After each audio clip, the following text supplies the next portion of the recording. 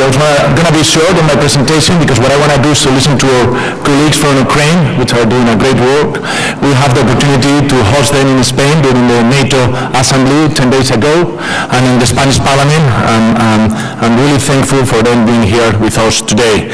I think it's for all of us that the Russian invasion of Ukraine has gone more towards than everyone expected.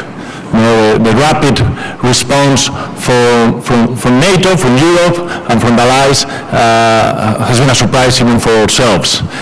This didn't occur in the previous crisis during the pandemic, where there was not such an union in the European Union, and that did not occur with the humans coming from the people coming from the Syrian and Islamic State crisis into Europe. So this unprecedented unity is something we have to be all proud of, and I hope it will remain. That's the point I want to talk about it.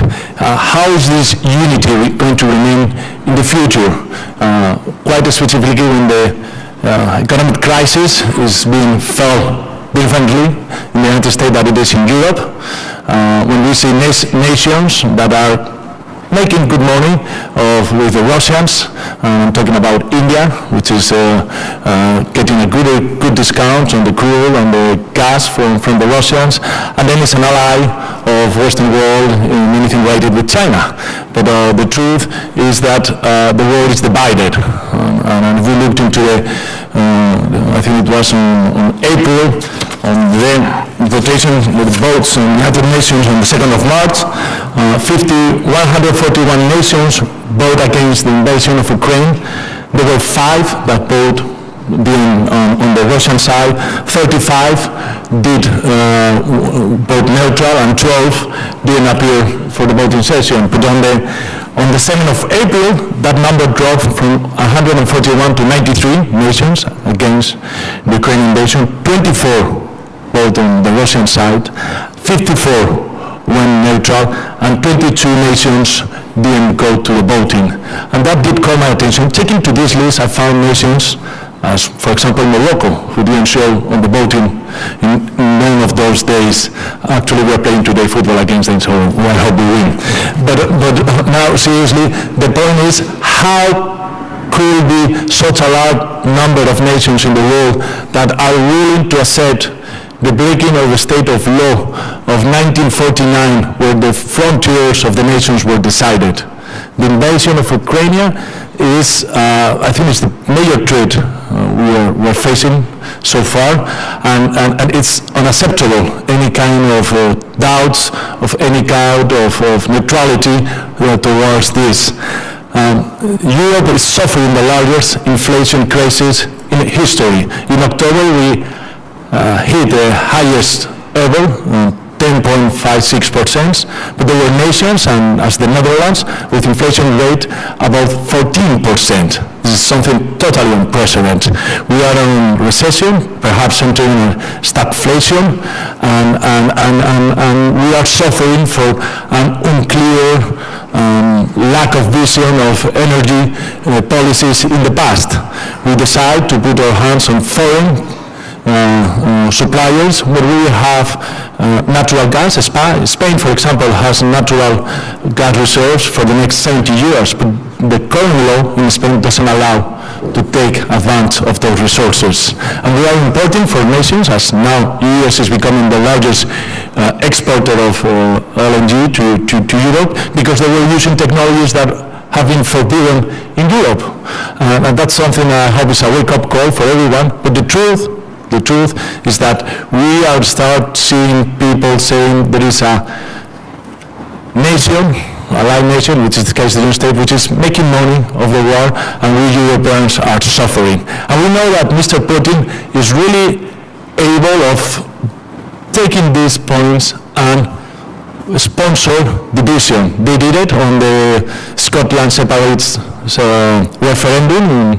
They did it also on the Californian exit. Remember the guy who promoted that in 2017 did that from Russia, and they did it in the Catalonian referendum. And Russia is really able to sue the social media sponsoring this ties that help to break the unity in Western world. Any social unrest that is going to happen due to the war is going to be dealt swiftly by Mr. Putin. It's not going to be the same in Europe. Talking with my German colleagues a couple of weeks ago in the NATO Assembly Forum, they mentioned that in the former Eastern Germany, the support and the unity with Ukraine is not as strong as it is in the western part of Germany.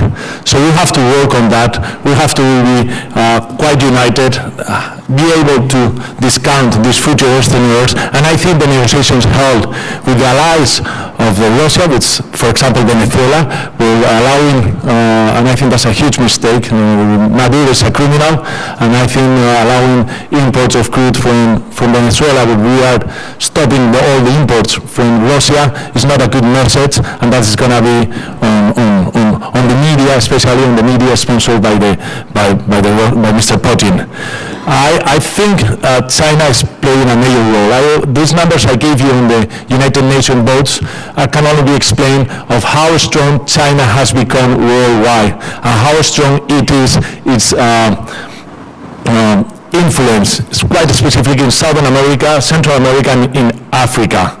It was a huge mistake allowing China to enter the World Trade Organization in 2001, believing that they will become more openly and democratic society. That's not the case. Unfortunately, it's on the other way around. The world is becoming less freedom lover, there's human rights lowered, and it's becoming more towards the Chinese model that doesn't care at all who is leading the country. It doesn't care if Nicaragua has become second Cuba and there is no free elections. It doesn't care about doing business with Venezuela.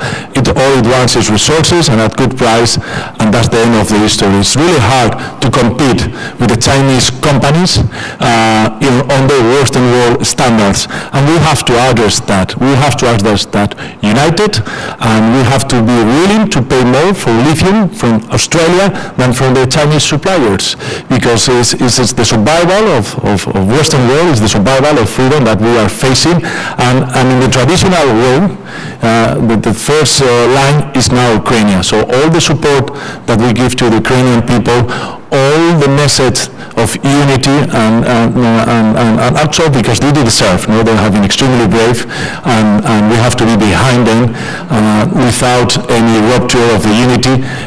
But the question is how we're going to survive this unity in the doors of a huge economic crisis that we're going to be facing in the coming months. Thank you very much.